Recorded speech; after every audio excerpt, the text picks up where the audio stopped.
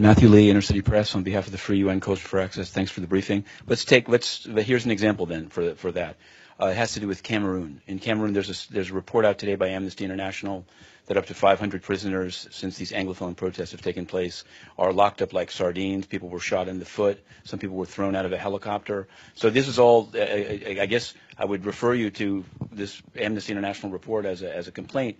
And I guess maybe give as an example how quickly then the UN is talking about sending a political advisor, Mr. Fall, there. But how would it go about if you see allegations such as are detailed today by Amnesty International about an ongoing situation of torture in a country that the UN has said that it's providing good offices to?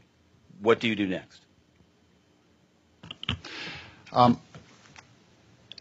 When I would react when Amnesty International, for example, contacts my office to do that.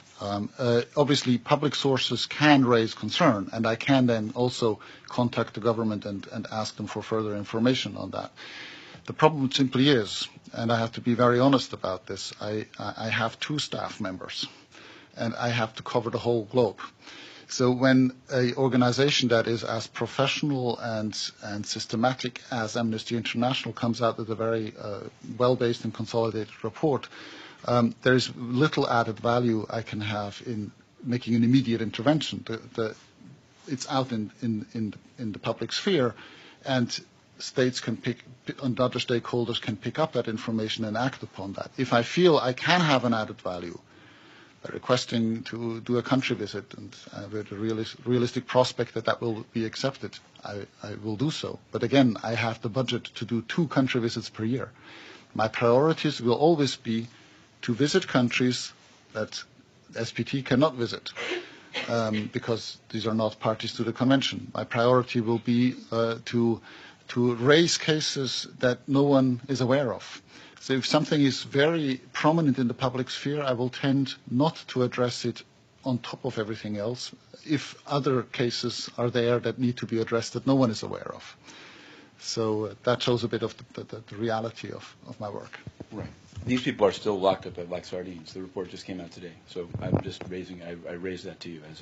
And absolutely, it's not to say that the question is just if I intervened immediately, would that change anything?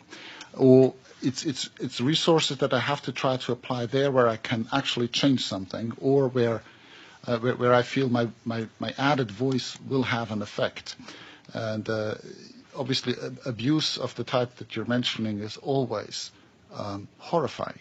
And there is much more going on of this in the world that we can possibly be aware of.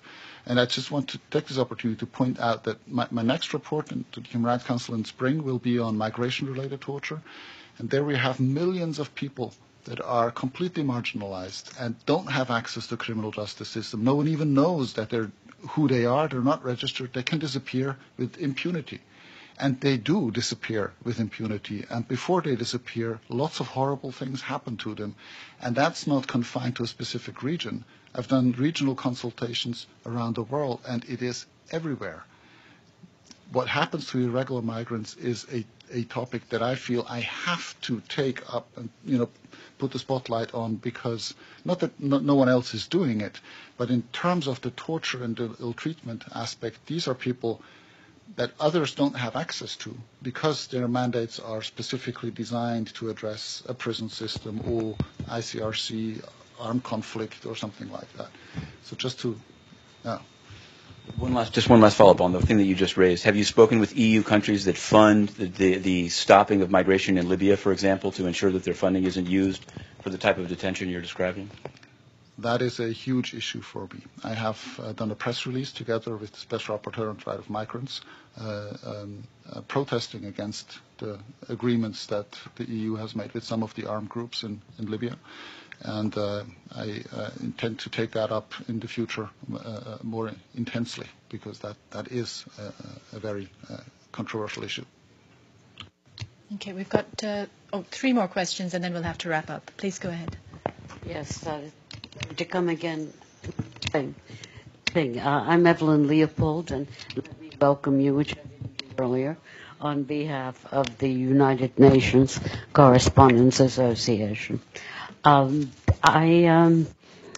I don't want to belabor Rwanda, but I'm... study which says that hundreds of people are detained without charge, packed like sardines, paying bails, people shot in the legs so they can't protest, people fleeing the hospital to avoid the authorities.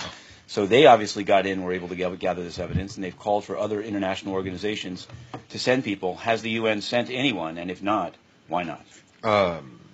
We have, as you know, we have a presence in Cameroon. We've seen the Amnesty report, which raises a lot of issues of great concern to us, and I should hopefully have a bit more for you later, including on the on the fall visit. Yes, when I have something on the fall visit, I will share it with you